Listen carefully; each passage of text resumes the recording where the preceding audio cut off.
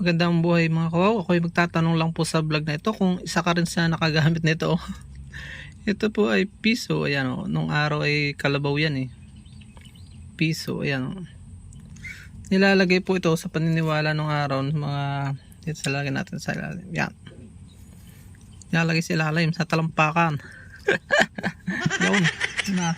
Piso. Nasaan yung piso? Yun na. Yun na. Yun na. Yan. So, yan ay nilalagay pagka sabi ng matatanda mga na sinaunang Pilipino, yan o, mga naunang nakaranas.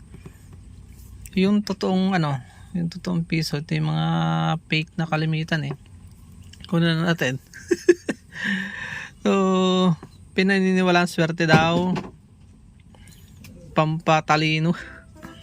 At makakapasa ka daw sa exam, makakapasa ka sa interview, sa mga ganyan.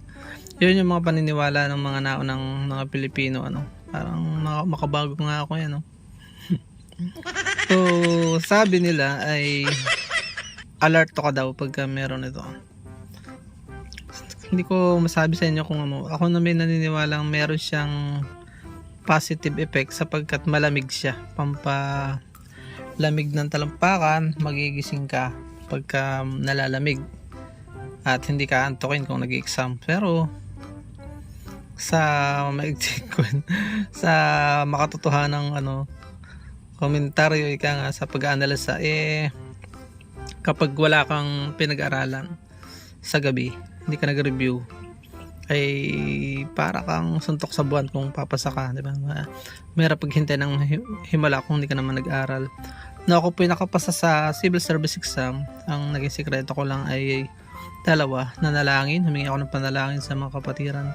At ako po ay nag-review ng gabi sa YouTube kay Team LYQA. Nakapasa po ako at naramdam ko talaga yung divine wisdom ng Panginoon na nandun. Kaya wala sa barya. Wala sa piso ang pagpasa. Nakakatulong lang ito para magising ka. Pero siyempre kakain ka. Dahil kung kahit nag-review ka, nanalangin ka, kung walang laman ng tiyan mo, baka mahirapan gumana ang utak mo. Yun po ang sikreto ng pagpasa, wala sa piso. So, huwag tayong magtitiwala sa piso. Nasa tiwala sa Diyos at sipag ng pagre-review. Maraming salamat.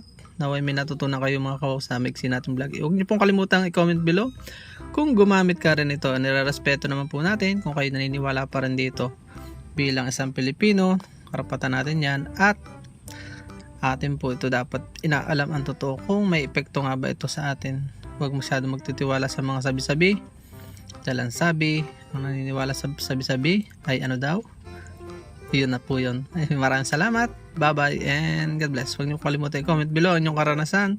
Marami pa tayong mga paniniwala mga Pilipino sapagkat tayo ay mga mapaniwalain. Kalimitan nga ay sa mga nauna natin mga nuno ay kapos sa edukasyon kaya madaling lokohin at ma-impluwensyahan na ibang wika at mga paniniwala, ibang lahi. Yun lang. Bye-bye muna po hanggang sa muli nating educational videos. We'll be right back.